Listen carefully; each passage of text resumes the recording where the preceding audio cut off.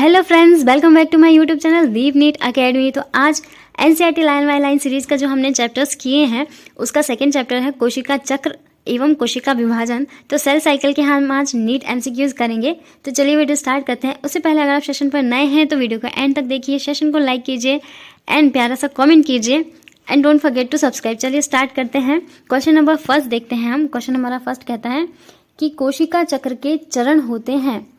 तो ऑप्शन है आपका ए इंटरफेज व M phase, option B G1 व G2, ऑप्शन सी S व M, ऑप्शन डी केवल एम फेज।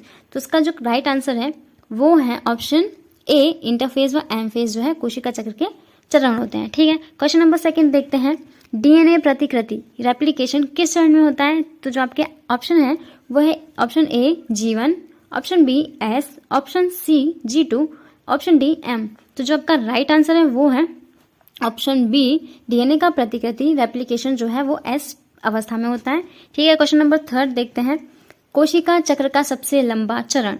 तो जो कोशिका चरण का सबसे लंबा चरण होता है वो कौन सा होता है? तो चलिए देखते हैं option. Option A M phase, option B G1 phase, option C interphase, option D anaphase. तो जो आपका राइट आंसर है वो है ऑप्शन सी इंटरफेज, जो कि कोशिका चक्र का सबसे लंबा चरण होता है। ठीक है, क्वेश्चन नंबर हम 4 देखते हैं। क्वेश्चन नंबर 4 कहता है कि मियोसिस का कौन सा चरण सबसे लंबा होता है? ठीक है, ये मियोसिस है, वो प्रिंटिंग मिस्टेक है। ठीक है, कोशिका मियोसिस का कौन सा चरण जो है वो सबसे लंबा होता है? तो option A prophase, option B metaphase, option C anaphase, option D telophase. तो मियोसिस का सबसे लंबा चरण कौन सा होता है? करेक्ट आंसर जो है वो ऑप्शन ए है, प्रोफेज सबसे लंबा चरण होता है। ठीक है, क्वेश्चन नंबर 5 देखते हैं। गुणसूत्र मध्य रेखा पर किस चरण में व्यवस्थित होते हैं? तो जो गुणसूत्र होते हैं वो मध्य रेखा पर यानी मध्य पटलिका पर कहाँ पर व्यवस्थित होते हैं? तो चलिए ऑप्शन देखते हैं। Prophase, option A, option B metaphase, option C anaphase, option D telophase.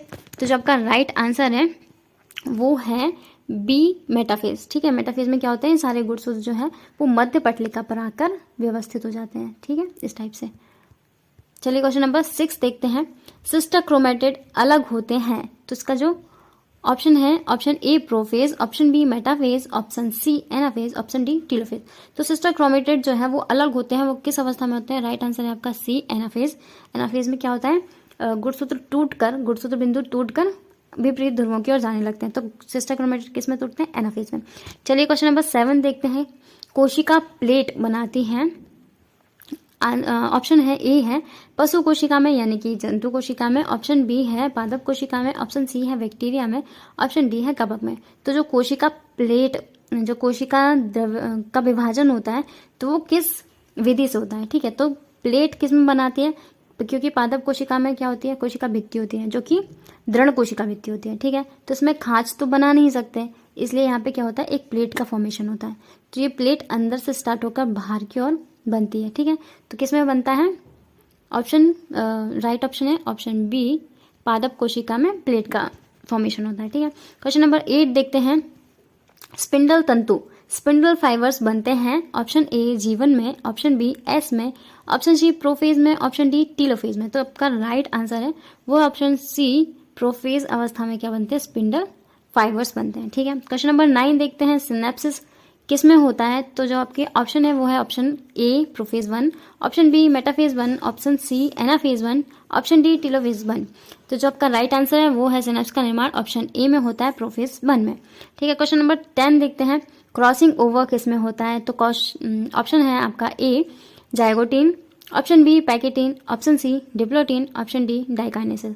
तो जो क्रॉसिंग ओवर की जो प्रक्रिया होती है वो किस में होती है? Option B is right answer, pachytene. ठीक है, क्वेश्चन नंबर 11 देखते हैं। मियोसिस का परिमाण होता है।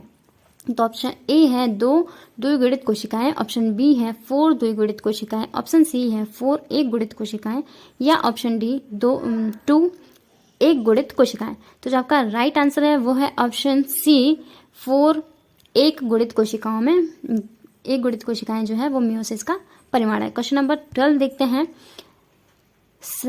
यह साइक्लिन संबंधित है। तो ऑप्शन ए है डीएनए प्रतिकृति से, ऑप्शन बी कोशिका चक्र, ऑप्शन सी प्रोटीन संश्लेषण, ऑप्शन डी एटीपी निर्माण।